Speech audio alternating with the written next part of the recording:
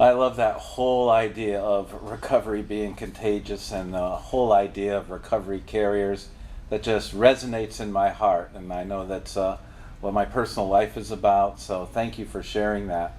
You're talking about recovery, and I have to ask you, does recovery happen quickly over a period of time? Are there stages of recovery? You know, as we look at varieties of recovery experience or multiple pathways of recovery, I think there are two sort of temporal frameworks for recovery. We have all kinds of staged models of recovery, from Prochaska and DiClemente's trans-theoretical model of change to all kinds of other models. And in my own research, I've conceptualized the stages of recovery for many people as going from a stage of what I call pre-covery, which is a concept that out of my own experience that says many people initiate recovery, in many cases long before they cease alcohol and other drug use.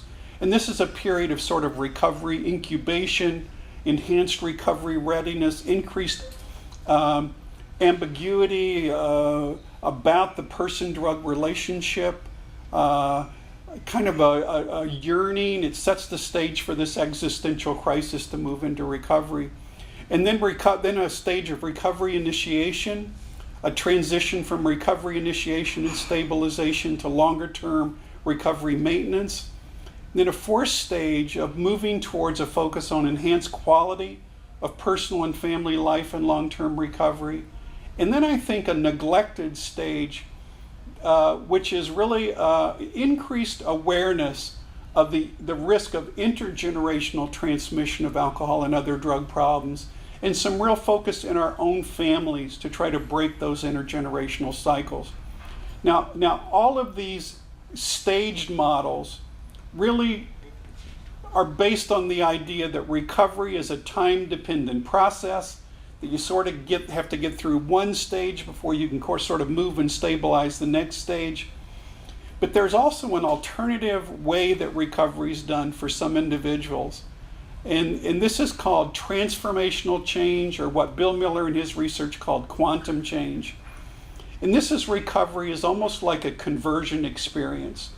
It's a change experience that happens in a moment that can forever cleave one's life into the categories of before and after. And these are experiences that are unplanned. They're profound in terms of the vividness of their experience, and at times almost experienced as a kind of near insanity experience. They're so disorganizing. They also tend to be positive, and they tend to be permanent. And if we look at some of the iconic recovery leaders in history, from Handsome Lake through Jerry McAuley in the 19th century, through Malcolm X and Bill Wilson in the 20th century, we find that individuals who've had these catalytic, sudden recovery conversion experiences often went on into leadership positions and launched major recovery support movements. So in summary, we really have two styles time-wise, and that's a stage-dependent process and this dramatically condensed, almost spiritual conversion experience as a recovery initiation process.